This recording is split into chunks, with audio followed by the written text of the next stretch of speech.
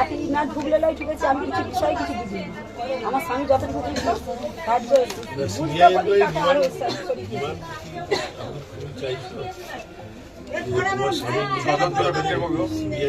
নিরপেক্ষ তদন্ত, উচ্চ পর্যায়ে নিরপেক্ষ তদন্ত দেখাচ্ছিল যে পুলিশ প্রশাসন কোনোভাবে তাদেরকে সহযোগিতা করছে না এবং তদন্ত করে যে দোষী তার মানে শাস্তি হোক তারা দাবি করছে। কারণ দেখুন মানে এখনো পর্যন্ত বাড়ির লোকের কাছে রিপোর্ট আসলো না, এটাই ভাবলেই তো সরকার তৈরি হয়েছে। অথচ মদ খেয়ে মারা গেছে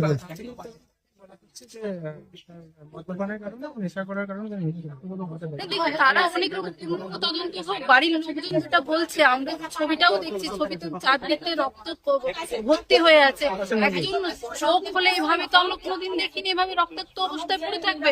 তো বাড়ির লোক যে দাবিটা করছে সেভাবে পূর্ণাঙ্গ তদন্ত হোক, তদন্ত হয়ে দোষী সাব্যস্ত যে আছে তার শাস্তি হোক।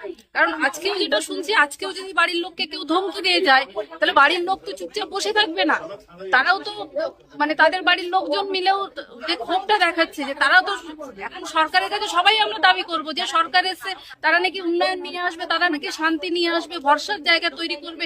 এরকম ভরসা যেখানে মহিলার বারবার বলছে, সকালেও আজকে তাদেরকে ধমকি দিয়ে যাচ্ছে।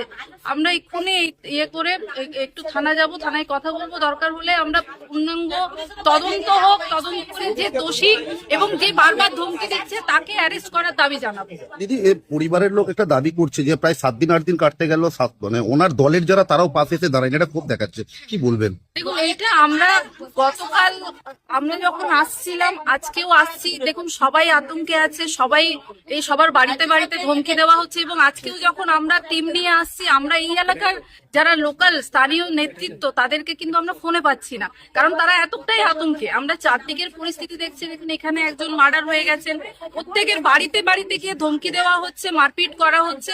আমি একটাই কথা বলবো, যারা ভরসার রাজনীতির জন্য, উন্নয়নের রাজনীতি নিয়ে আজকে সরকারে বসে তাদের কাছে দাবি জানাবো এইসব মানুষকে প্রোটেকশন দেওয়া হোক এবং এইসব মানুষের কাছে যারা ধমকি দিচ্ছে তাদেরকে অ্যারেস্ট করা হোক।